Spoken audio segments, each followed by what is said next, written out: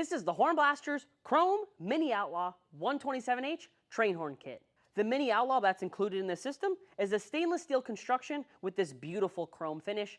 It has a pre-installed electric air valve, comes with 20 feet of 1/4 inch air line, stainless steel mounting hardware for the horn. The air in this system is supplied by our 127H air source kit, which has a 1.5 gallon tank, medium duty compressor, as well as a pre-installed and wired 90 to 120 psi pressure switch.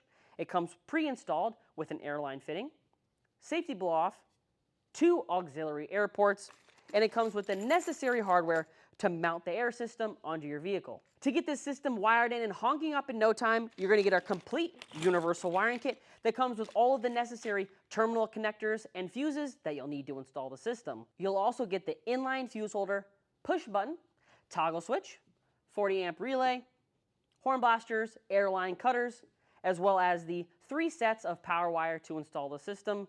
The main power wire and the separate auxiliary wires are all 22 feet in length. This system comes with everything you need to be up and honking right out of the box. All of the necessary components to install this system on your vehicle. This is the Hornblasters Outlaw 127H train horn kit.